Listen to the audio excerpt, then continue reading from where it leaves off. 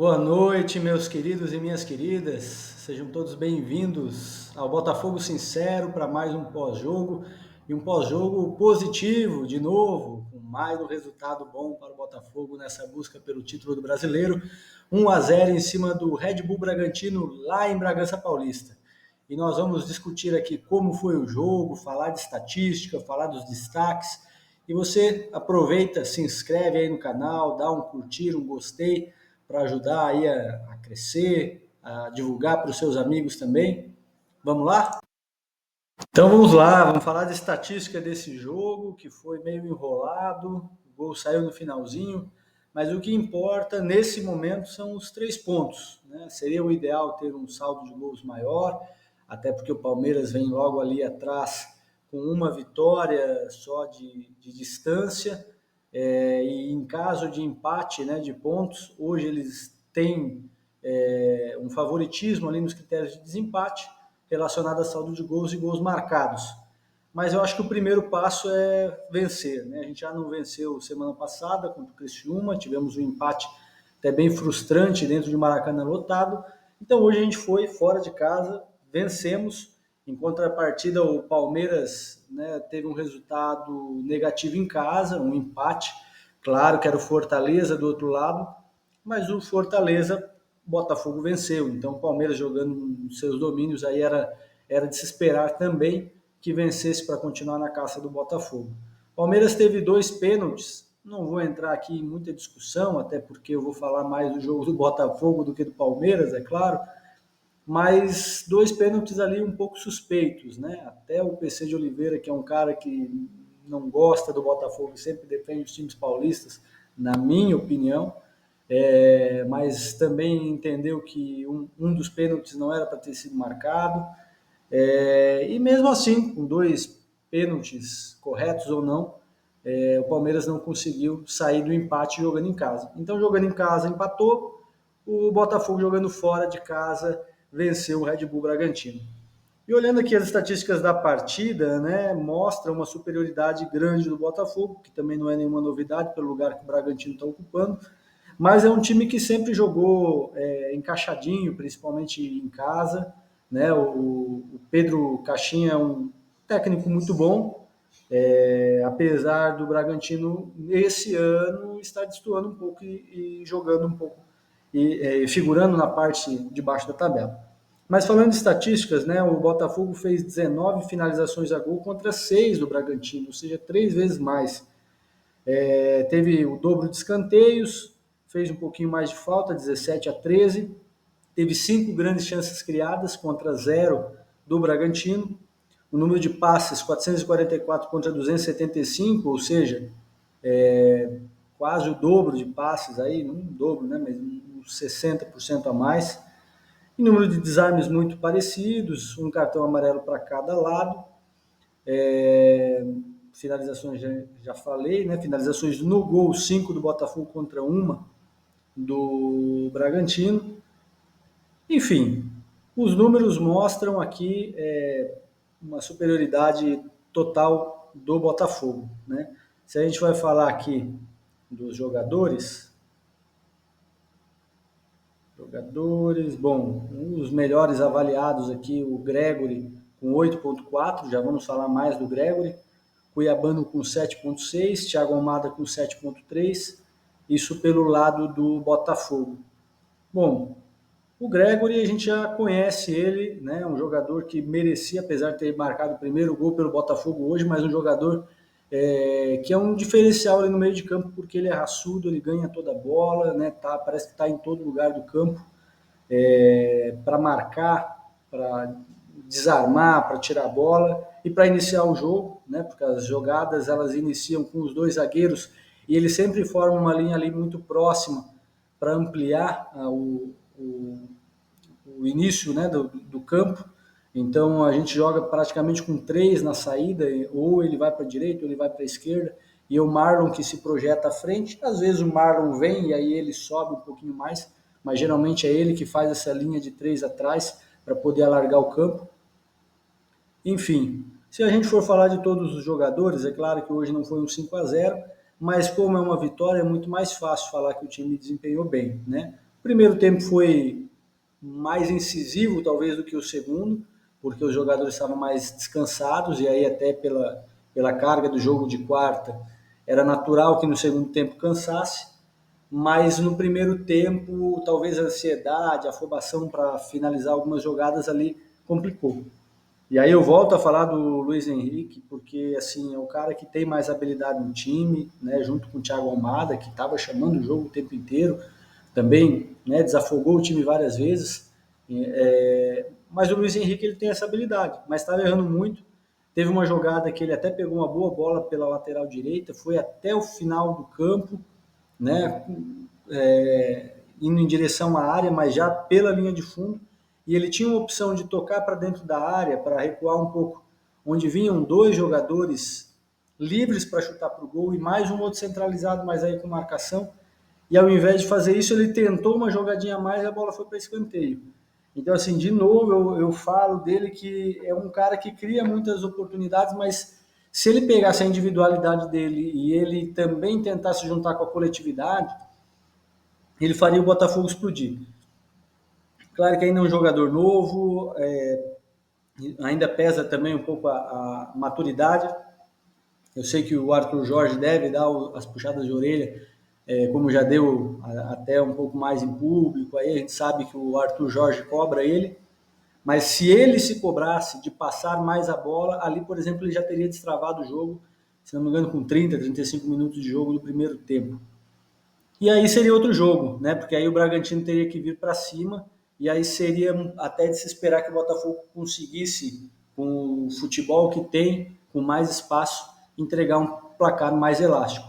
Então eu acho que ainda falta isso, falta esse detalhe final, né? E aí depois começa a cansar, aí sim, aí começa a passar a bola. Por quê? Porque aí também não aguenta ficar com ela o tempo todo.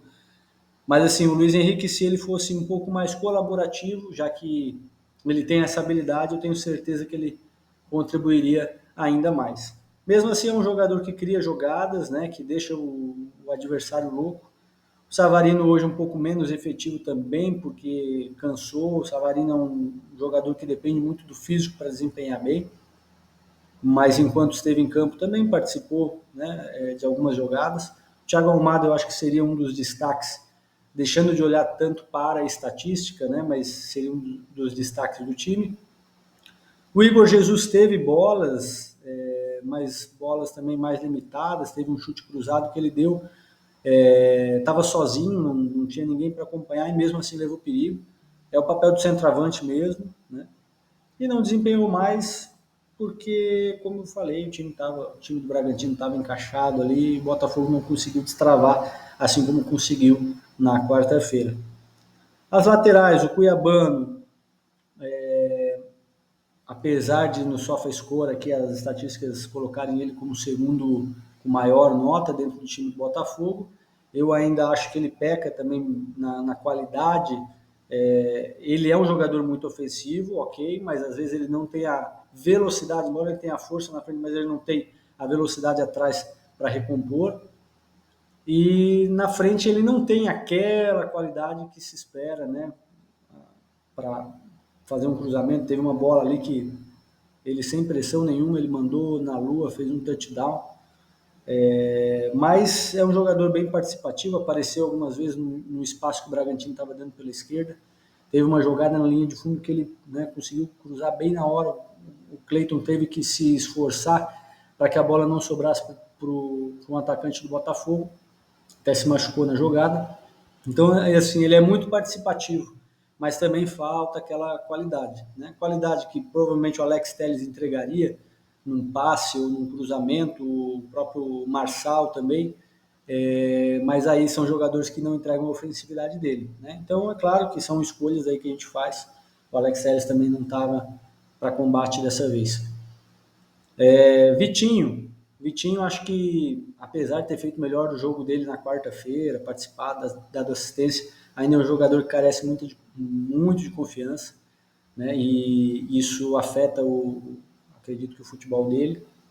E espero que ele possa evoluir, porque visivelmente já deu para ver que o Arthur Jorge vai continuar colocando ele como titular. Então o que a gente espera do jogador é que ele realmente desempenho, né? Marlon Freitas não precisa falar nada, o cara que conhece bem a bola e o campo, né? Fez algumas jogadas ali na tentativa de destravar e encontrava a gente atrás da linha de marcação, apesar da jogada não ter finalizado em gol, mas ele tinha esse tipo de contribuição.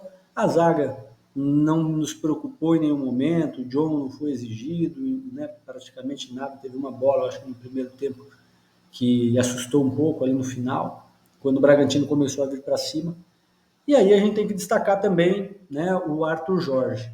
Por que esse Botafogo não é o mesmo Botafogo de 2023? Né? Fiz até um vídeo recente para destacar um pouco das semelhanças das situações, mas também das diferenças. E destaquei pouco isso, tá? Mas nós temos técnico dessa vez. Nós temos alguém no comando, nós temos alguém para controlar o emocional dos nossos jogadores e também para pensar em estratégia, para pensar em tática, né? Assim como ele ajudou o Botafogo a destravar no 5-0 na quarta-feira, ele conseguiu ver, embora eu tenha algumas críticas que às vezes ele demora para mexer, mas ele conseguiu ver que o Botafogo estava cansando, precisava recuperar, né? O meio-campo, por exemplo, que estava começando a perder, fez algumas trocas e aí às vezes brilha a estrela, né, do técnico.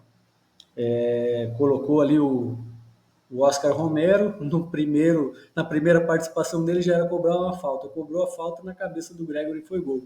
Né? Então a gente pôde sentir o dedo do Arthur Jorge aí no resultado do jogo com essa mudança, né? E enfim, com as demais mudanças também que deram uma oxigenada no time.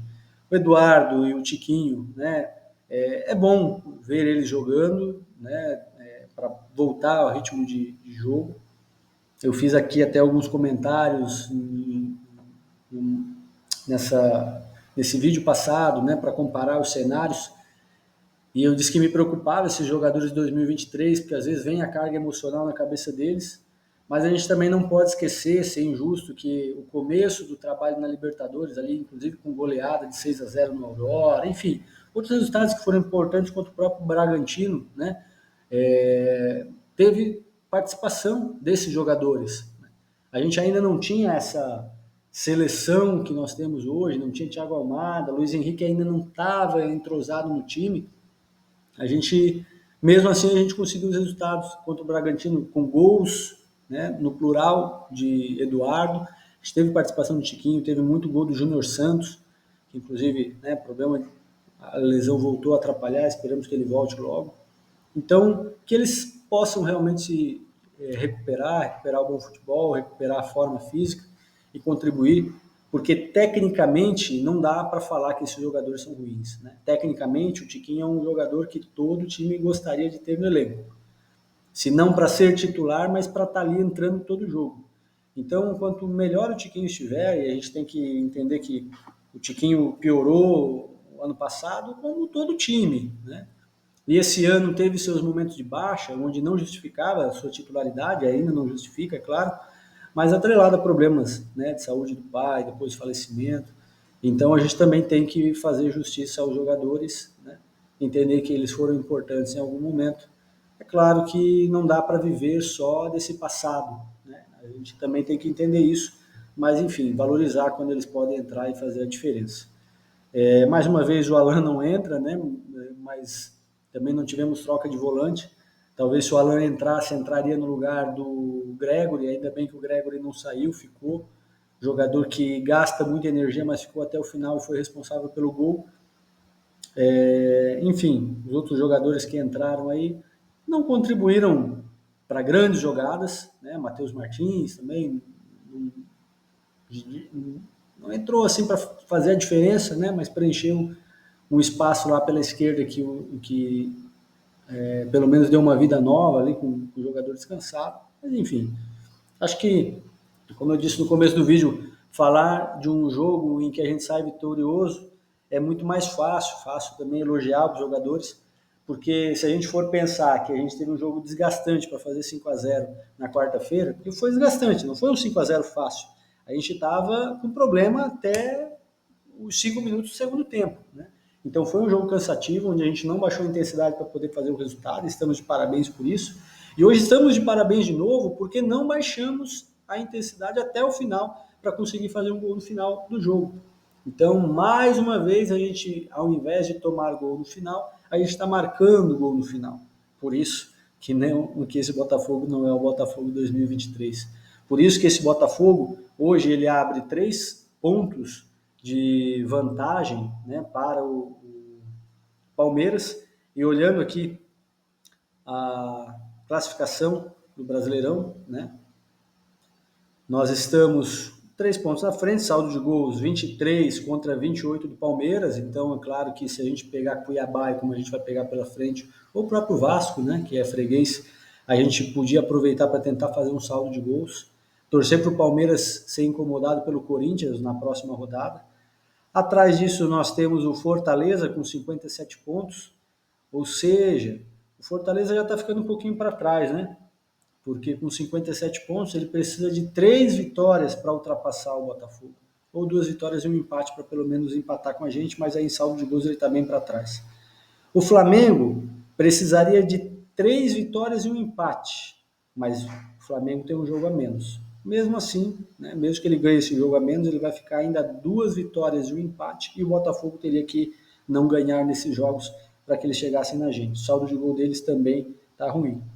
Interessante é o Internacional, né, que mais uma vez venceu, vem fazendo 52 pontos ali, também tem um jogo a menos, mas não que preocupe para liderança nem nada, mas é só uma menção honrosa ao Internacional, que estava muito ruim no início do campeonato, né?